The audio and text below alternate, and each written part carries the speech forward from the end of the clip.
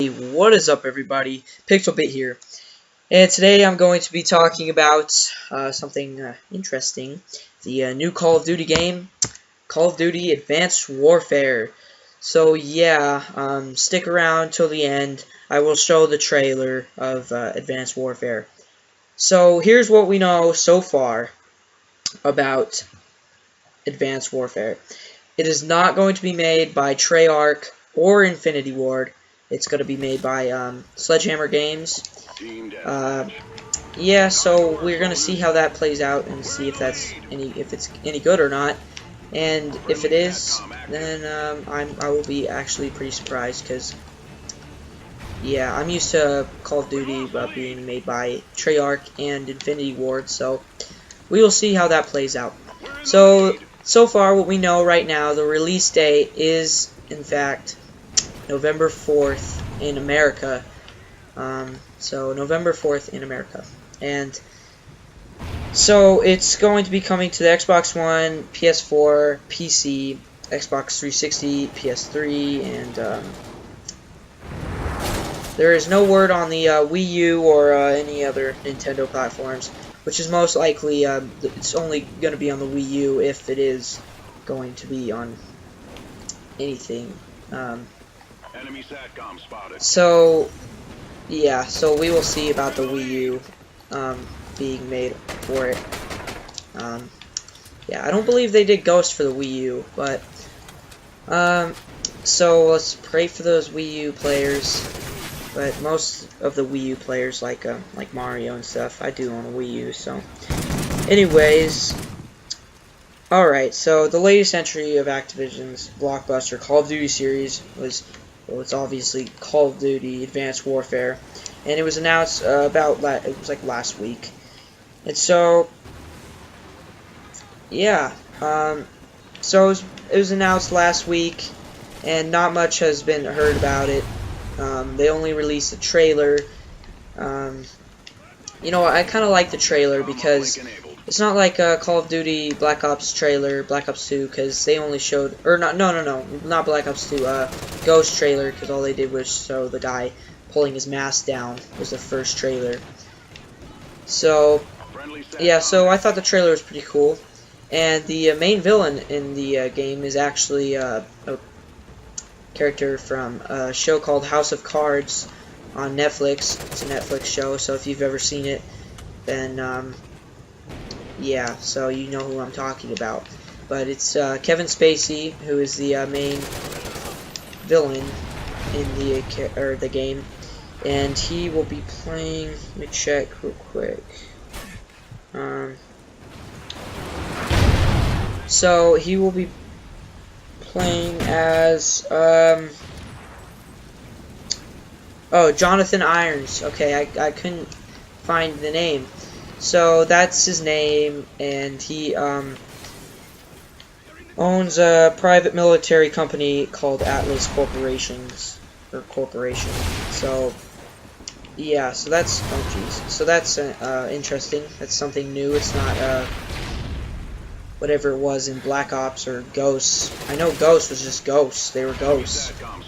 So yeah, and so I'm sure some people are wondering what year is it set in, because it looks like a futuristic game based off the trailer, and well, it is.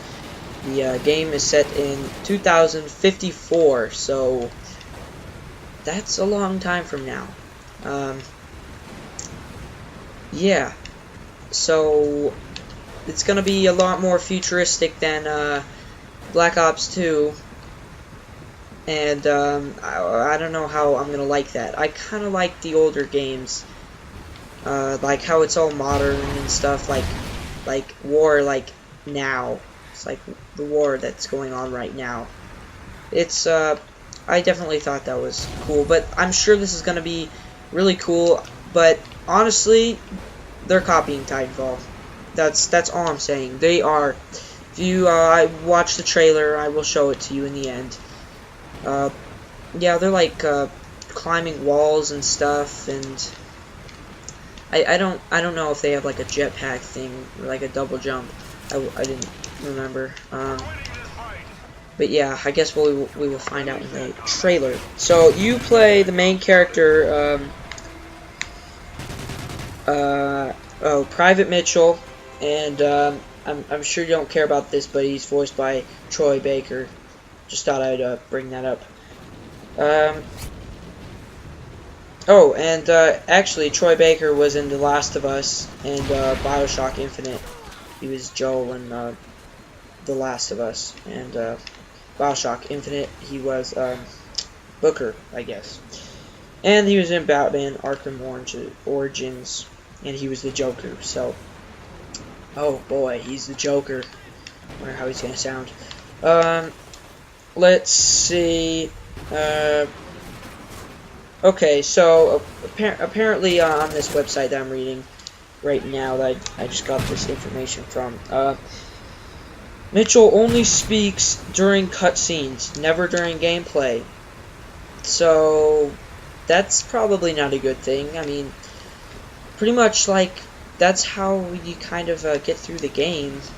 Is if I don't know, like somebody tells you to move somewhere, what do you say? Okay. No, you just don't say anything. You just nod at them or something. I don't even know. So that's kind of interesting. So Mitchell starts Call of Duty Advanced Warfare as a Marine who is squad mates with Will Irons, the son of private military company Atlas Corporation CEO Jonathan Irons. After their tour of duty is done, Jonathan Irons asks Mitchell if he wants to leave the Marines to join his company. Mitchell says yes and is outfitted with an exosuit for his new job. Unlike past Call of Duty games, Call of Duty Advanced Warfare, it's the first in its series, if it is going to be a series. So, and you will earn points every mission that could be used to upgrade your exosuit. Using the exosuit, you can climb walls with magnetic gloves. Like I said, copying Titanfall. Well, you just sort of run on the walls in Titanfall, but you can boost dodge toward cover, perform super jumps that let you get to higher ground, use optic camouflage for cloaking, and hover in mid-air. Oh boy, that's gonna be interesting. Alright, so your arsenal includes variable grenades, which can be switched from concussion to threat detection while they cook. The threat detection grenade reveals enemies' location and makes this information available via an augmented reality system visible in your visor. Okay, some of your guns are energy based, like Halo, how they have those little plasma pistols or whatever, and yeah, so they do not use traditional ammunition, which will be interesting. I guess we will see about that. And there is a rideable vehicle called a Pit Bull, or the Pit Bull, which is based on the real-world mine-resistant ambush-protected MRAP vehicle, or MRAP vehicle. So, taking stuff from modern now and putting it in a futuristic game. Okay. Yeah. Oh, jeez. I'm sure they're gonna, upgrade it or whatever. But there's no official word on Call of Duty Advanced Warfare multiplayer yet.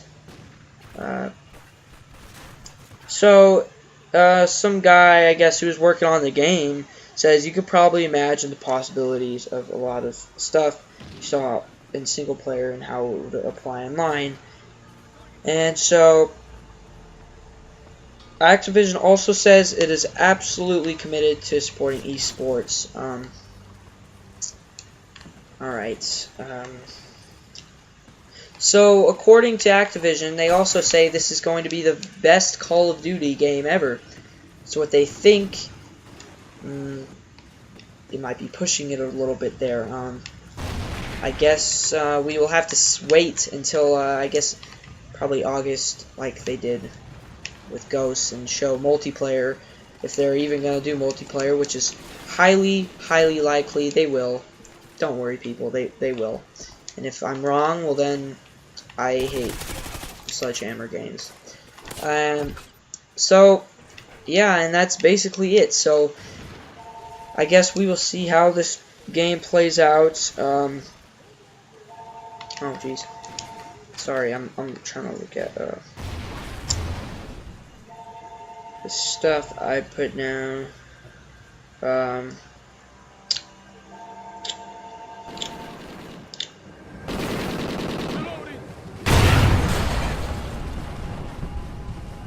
Okay, alright, so another thing I would like to add is that they make these games in like 3 years or something, so most likely the next game will be Treyarch Games, or a Treyarch game, which I really want to see because I really loved zombies. I love zombies, I love the multiplayer in Black Ops.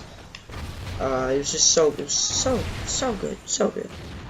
It's a 3-year production cycle, so this will allow for the Sledgehammer Games to make the game better, I guess.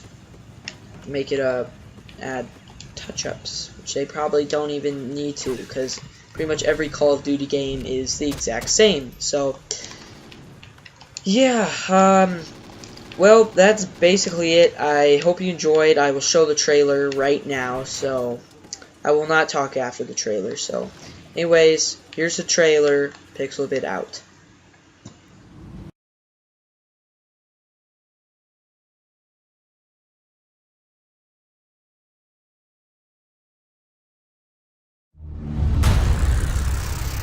Democracy? Democracy. Democracy is not what these people need. Hell, it's not even what they want. America's been trying to install democracies in nations for a century, and it hasn't worked one time.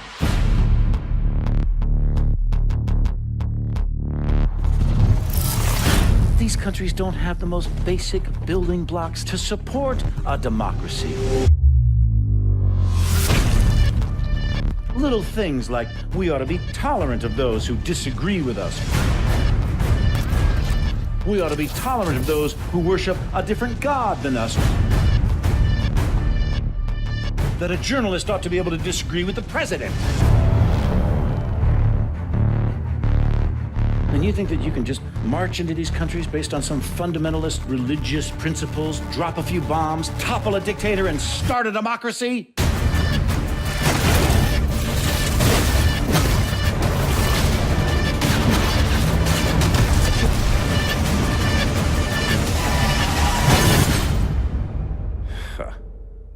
Give me a break.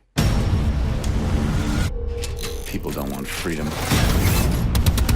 They want boundaries, rules, protection from invaders and from themselves. People need a leader who can give them both the support and the constraints to keep chaos at bay. You give them that, and they'll follow. And that's where I come in.